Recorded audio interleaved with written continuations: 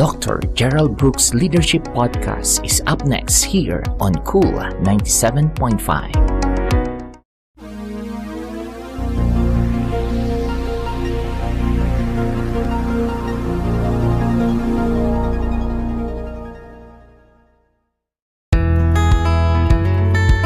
Partnership with Raul Quaresma Ministries and Cool 97.5, we gladly present to you Dr. Gerald Brooks' Leadership Podcast for pastors, leaders, and church workers who are involved in God's ministry every Wednesday from 12 to 12:30 high noon, only here on Cool 97.5.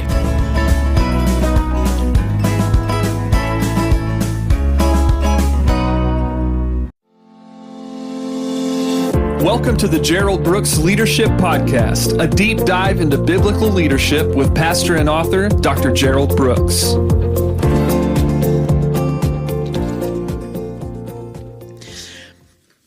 Hi, this is Gerald Brooks. Thank you so much for joining me for today's podcast. Today I want to talk to you about just some leadership facts, just some facts. You know how it is that in every job, there are just some facts. There are just some realities. This is how you do it. And so that being said, I want to walk you through some facts of leadership. The first fact is this: no matter how great a leader you are, you can't take people further than they want to go. See, it doesn't matter what level of leader you are. However you rate leadership, the most common rating is a 5 level. If you're a level 5 leader, what I can tell you is you can't take people further than they want to go. And the reason I know this is I've tried it. See, many times when you're a leader, you see the possibilities and you see the potential in people. You see what they can do and you see what they can achieve. And you know that they have greater in them. You know that they have more in them. And you know that they could go to a higher level. But the simple fact of the matter is they've chosen. They've made a decision. This is where I'm going and this is where I'm going to stay.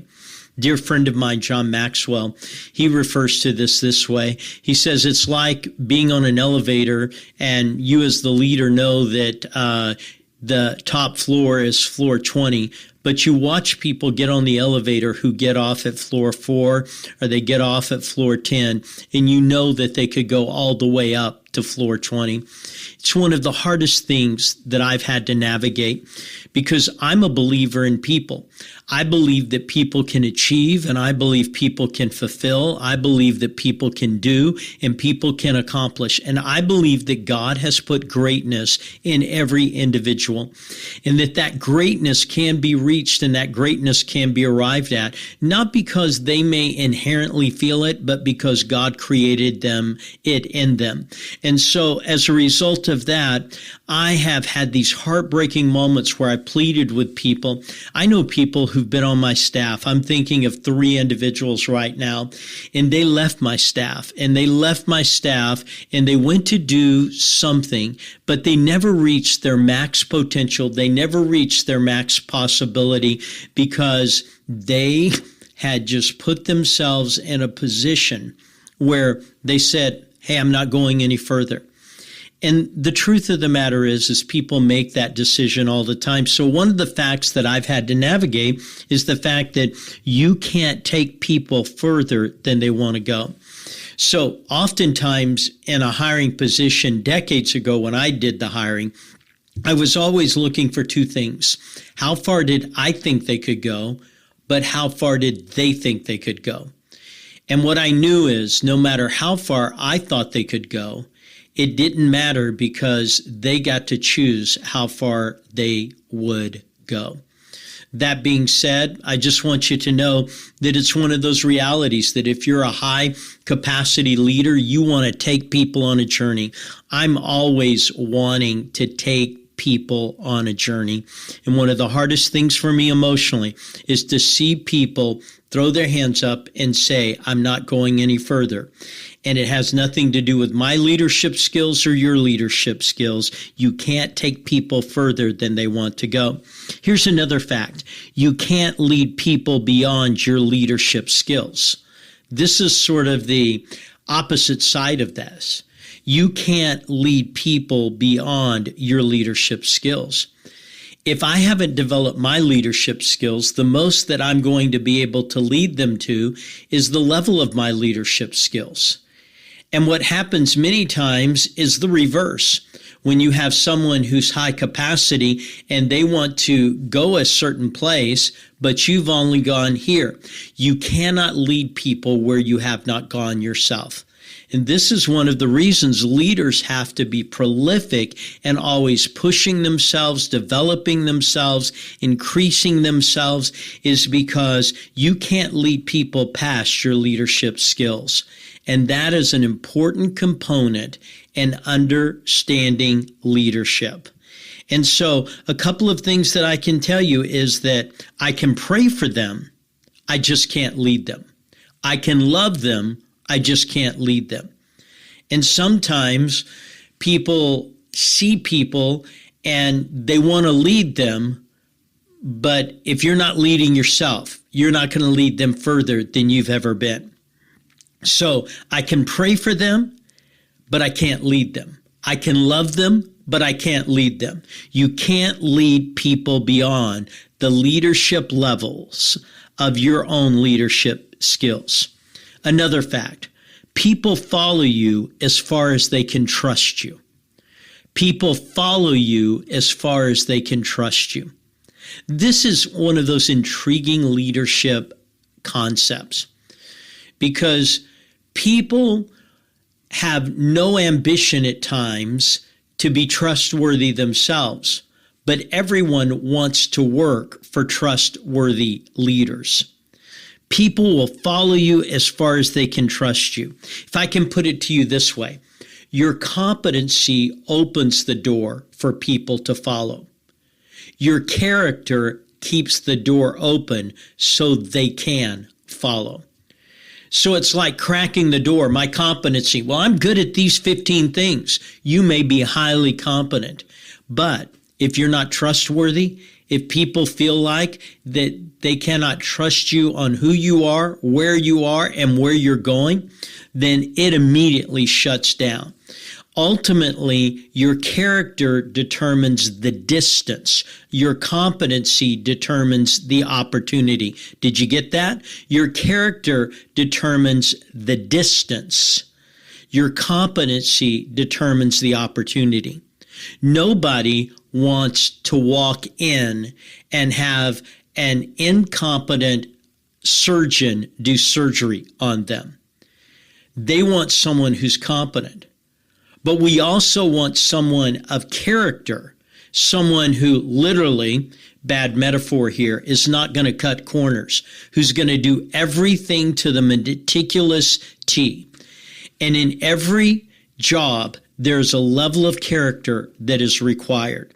And so people will follow you as far as they can trust you.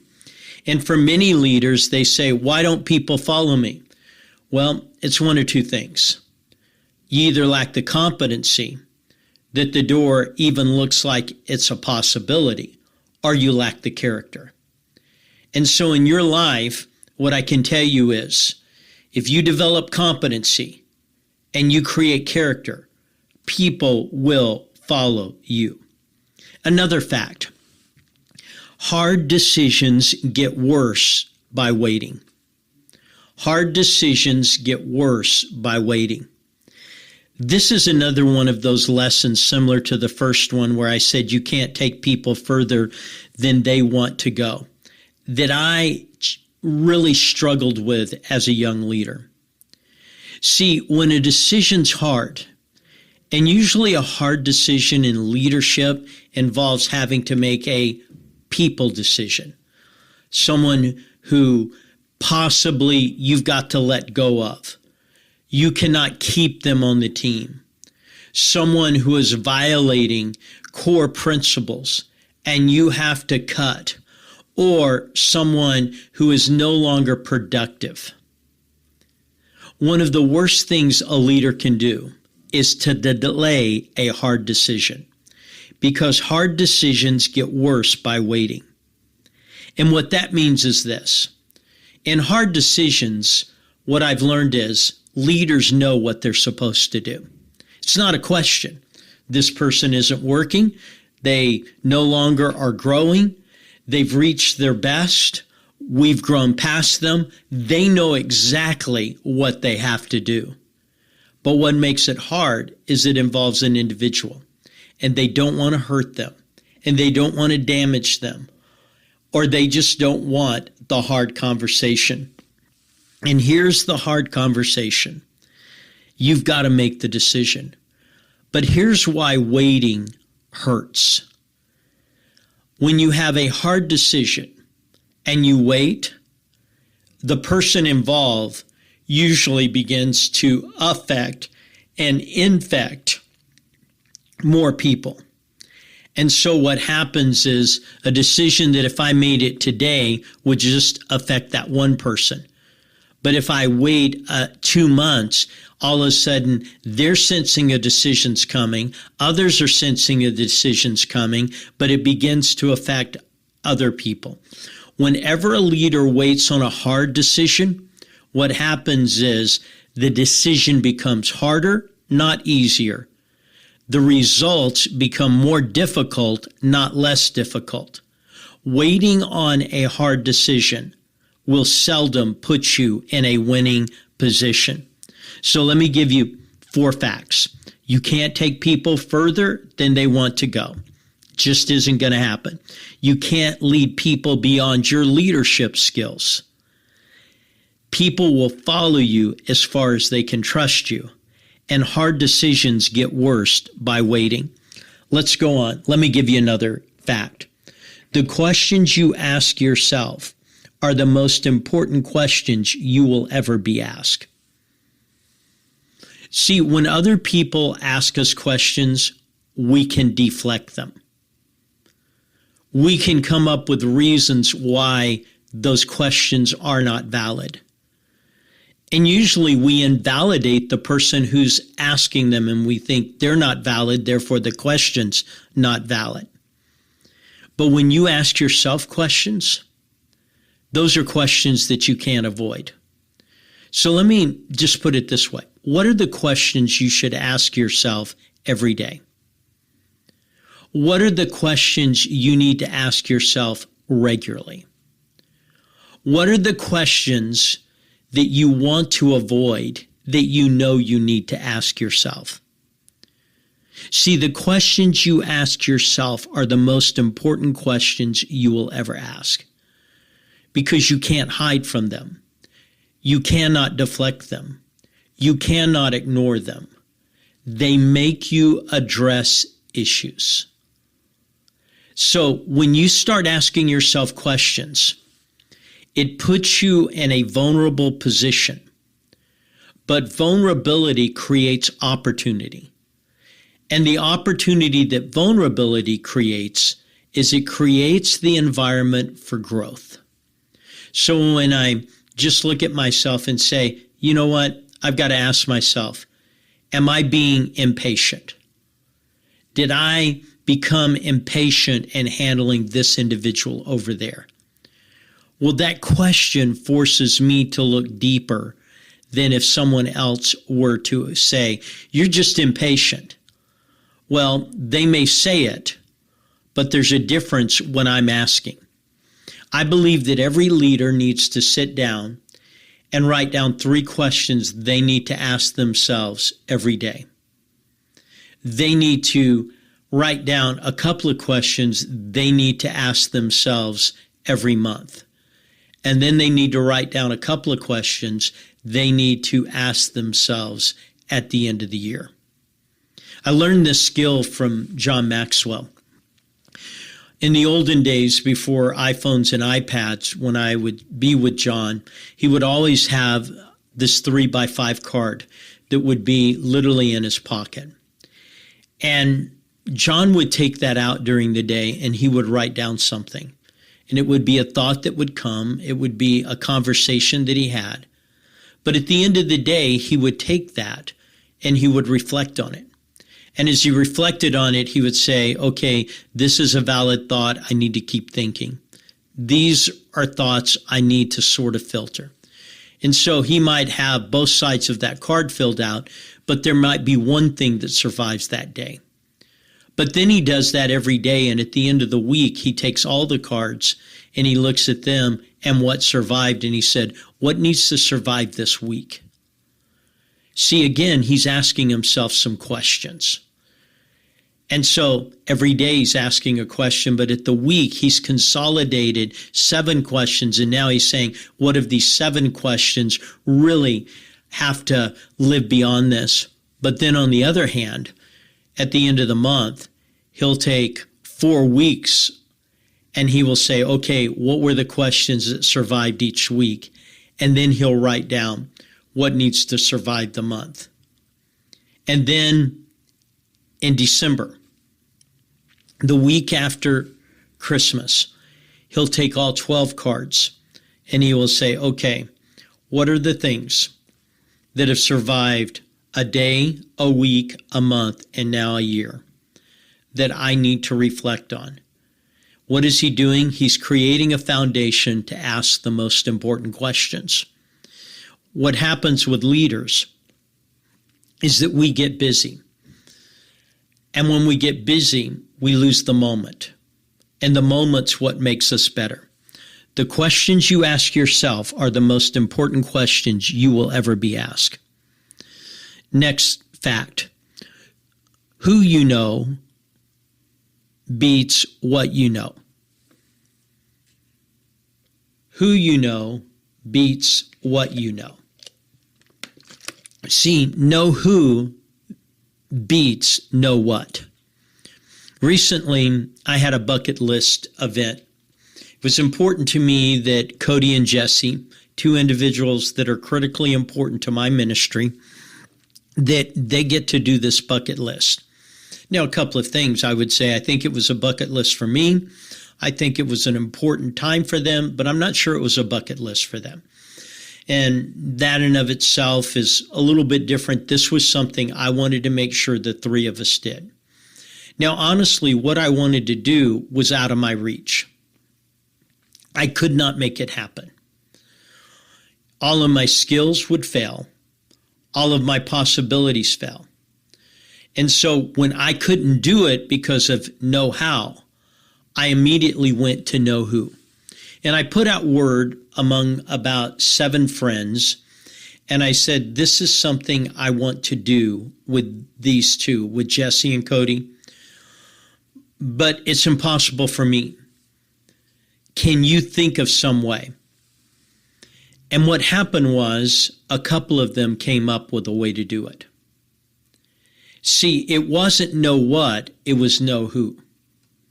And what I found is when you know who, it helps you to achieve things that are beyond what you know. So what I want to say to you is, as a leader, there are relationships that you develop, knowing that those relationships have value to them. Now, again, how do you create relationships? Each one of these 7 people that I've asked for help, I've helped them.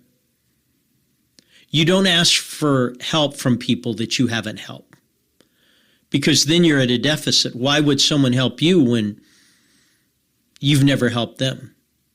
But these individuals were willing to help me because I had invested in them.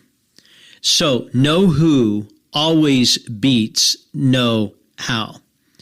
So learn that as a leader. Develop key relationships. Keep those relationships fresh. Keep those relationships vital. Learn to manage relationships from a distance. Learn to manage relationships up close. See, your most important relationships are going to have to be portable. I need you to get that. They have to be portable. Because there are people in my life that are very valuable to me, but I don't see them every day. I don't see them every week. And sometimes I only see them a couple of times a year. But when I see them, those relationships are portable.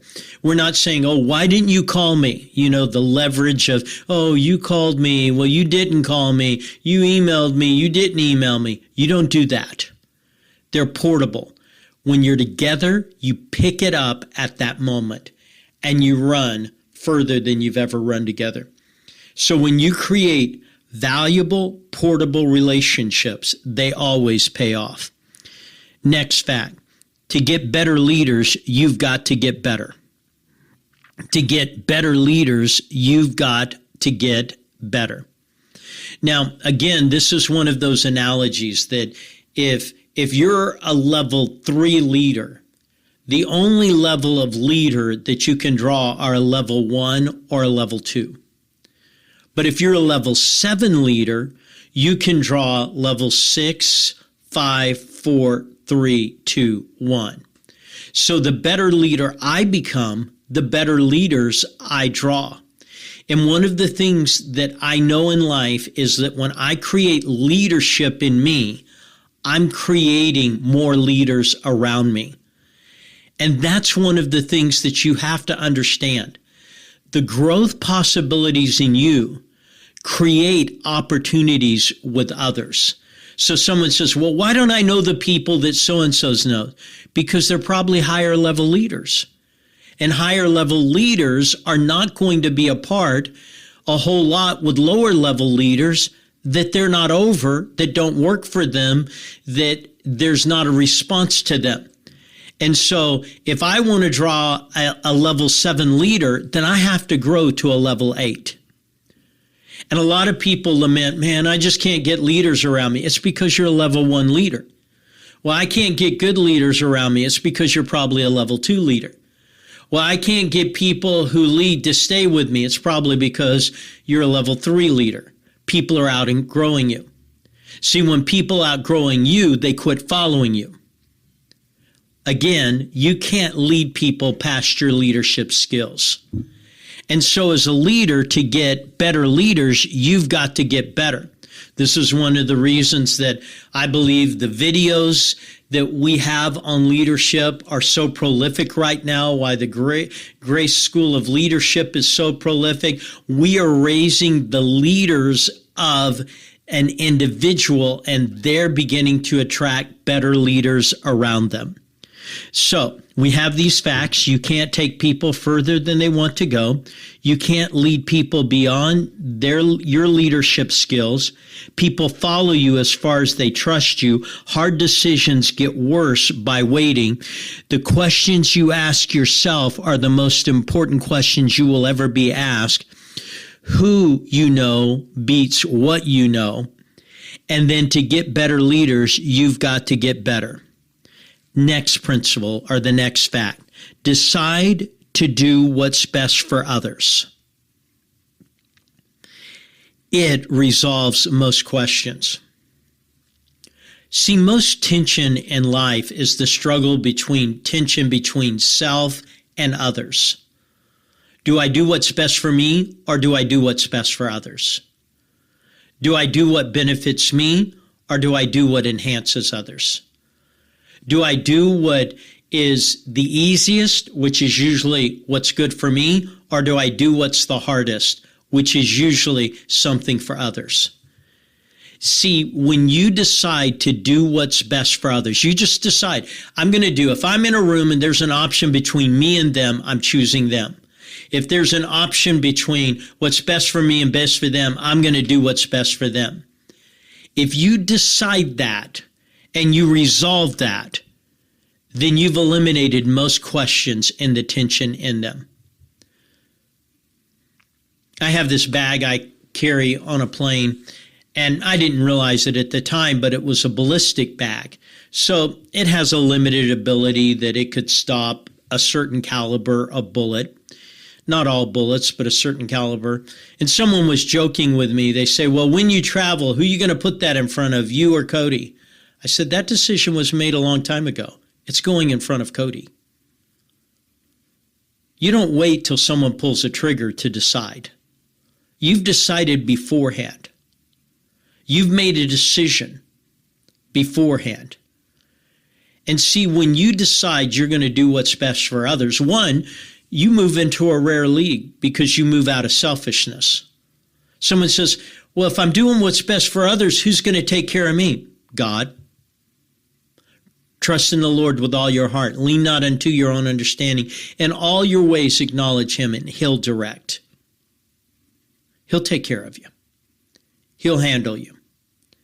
What I found is the person who is aggressive in helping others seldom lacks in their own life. And that's the reason I believe so much in what I've said through the decades. When you become a leader, you lose the right to think about yourself. Let me give you these facts. You can't take people further than they want to go. You can't lead people beyond your leadership skills. People follow you as far as they can trust you. Hard decisions get worse by waiting. The questions you ask yourself are the most important questions you will ever ask. Who you know beats what you know. To get better leaders, you've got to get better. Decide to do what's best for others. It resolves most questions.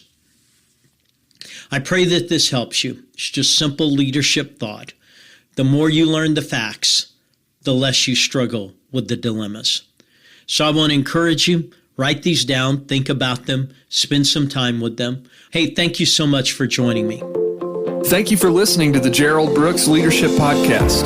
If you'd like more information on Dr. Brooks's books, audio, or speaking engagements, please go to geraldbrooksministries.com.